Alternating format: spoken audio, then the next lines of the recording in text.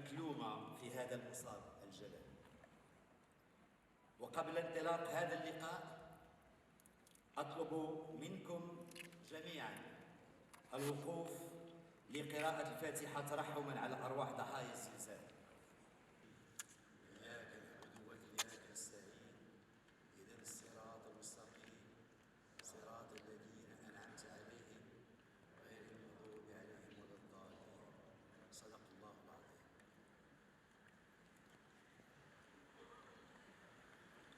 Co-organisé par le ministère de la Santé, le ministère de l'Agriculture et la GH sont consacrés un panel dédié spécialement aux catastrophes naturelles et à leur gestion.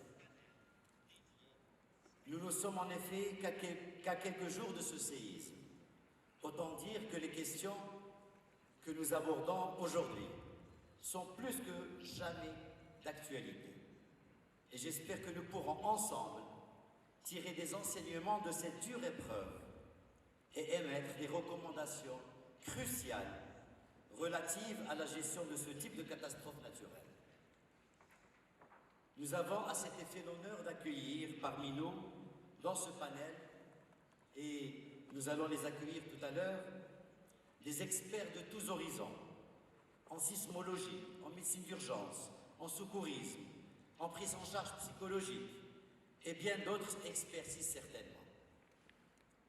Mesdames et messieurs, cette catastrophe a certes vacillé et démoli nos murs, mais a surtout révélé l'incroyable solidité d'un autre type de fondation que celle de nos maisons. Nos valeurs d'humanité, d'altruisme, de patriotisme et de générosité saluées mondialement.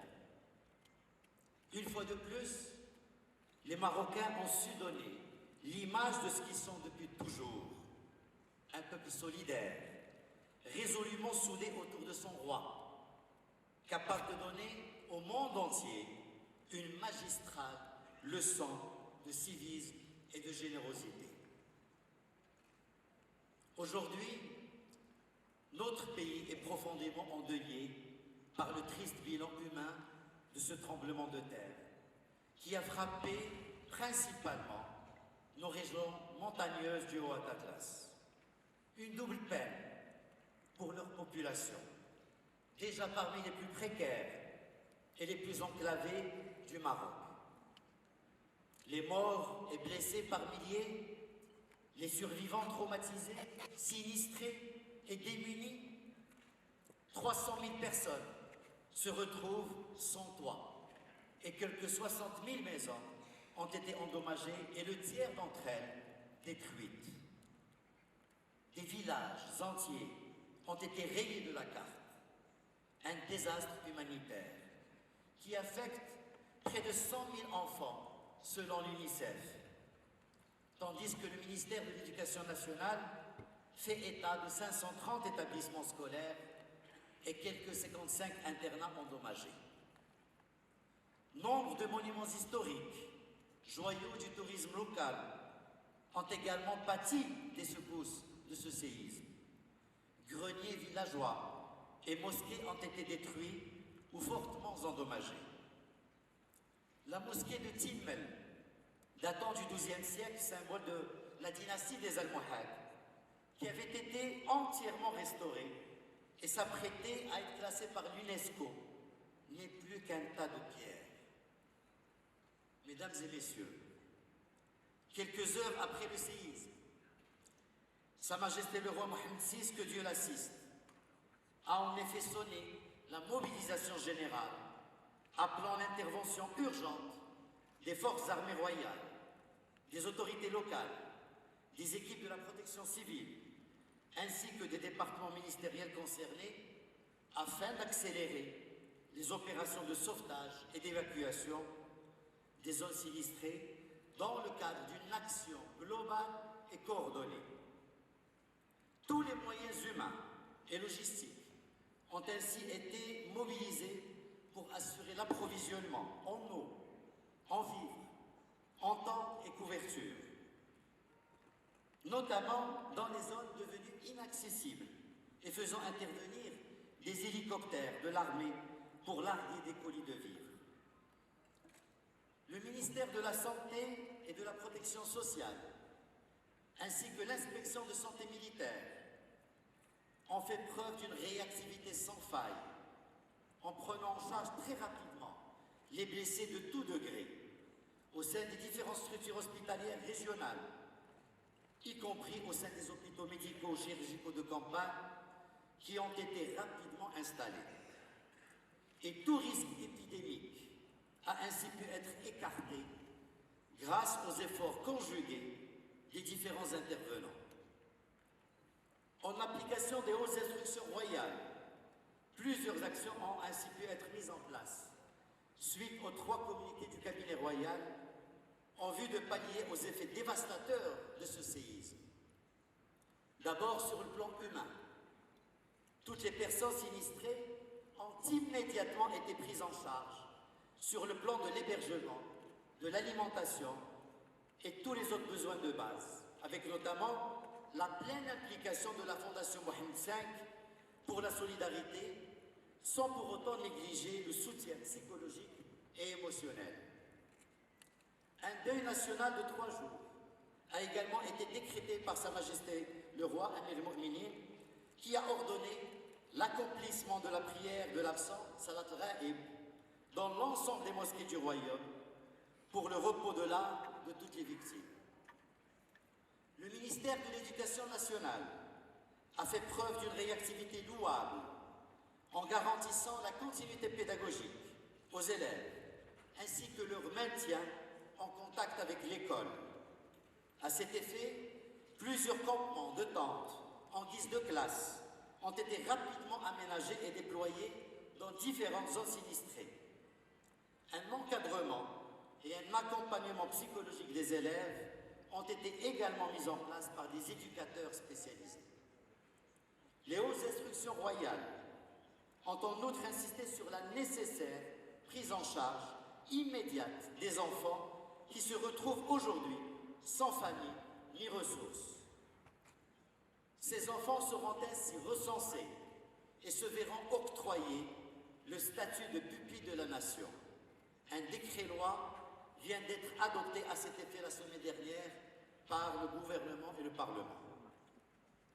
Sur le plan du relogement et de la reconstruction, qui constituera sans aucun doute l'étape la plus ardue et la plus lourde du défi qui nous incombe désormais dans le cadre de l'aménagement du territoire des zones sinistrées.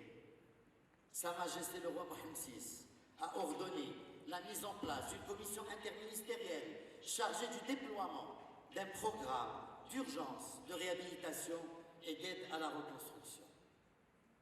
Dans ce cadre, notre souverain a insisté sur la nécessité que l'opération de restructuration et de reconstruction soit menée sur la base d'un cahier des charges et sous une supervision technique dans le respect des caractéristiques architecturales qui incarnent le patrimoine de ces régions du Haut-Atlas. Un véritable défi pour les acteurs de cette reconstruction qui vient se rajouter à la complexité du terrain de haute montagne déjà très accidenté. Car si la construction en pisé incarne cet héritage séculaire à préserver à tout prix, la vulnérabilité de ce type d'habitation a largement contribué à alourdir le bilan humain de ce séisme.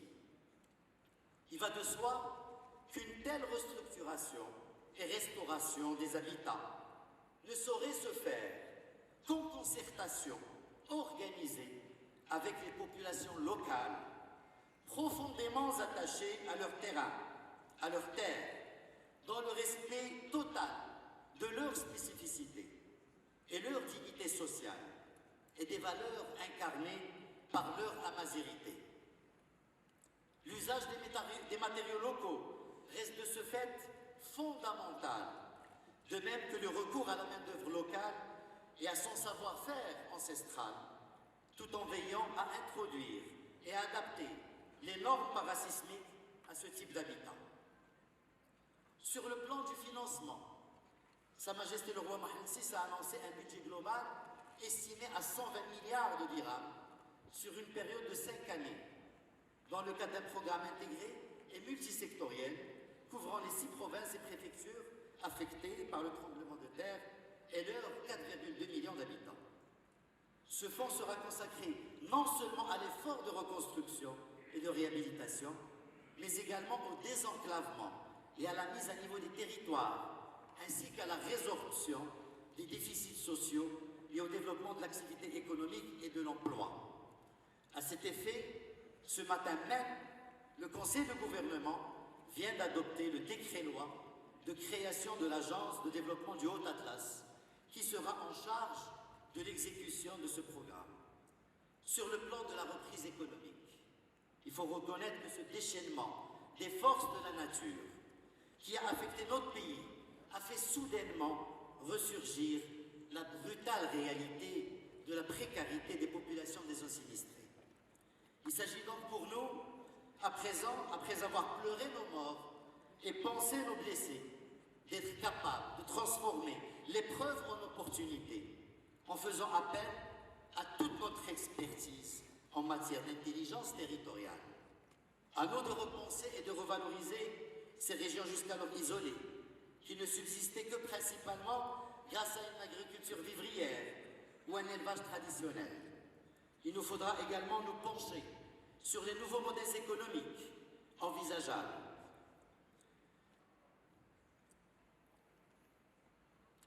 Il faudrait également se pencher sur ces modèles économiques pour de telles régions dont les potentialités touristiques sont indéfinies et sont infinies, particulièrement en matière de tourisme durable, grâce à leur patrimoine culturel, matériel et immatériel unique au monde.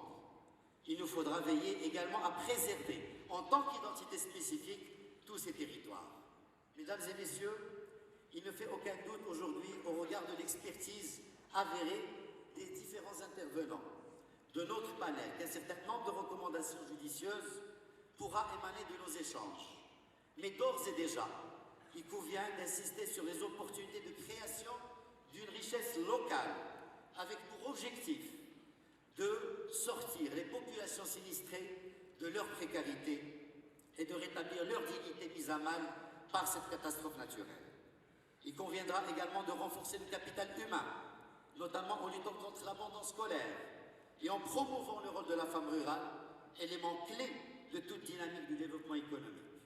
Pour finir mon propos, sur une note positive, je reviendrai sur ce qui aura été probablement la plus belle histoire de cette stratégie. Je veux bien entendu parler de cette spécificité des Marocains qui a forcé l'admiration du monde entier, salué par les plus grands dirigeants.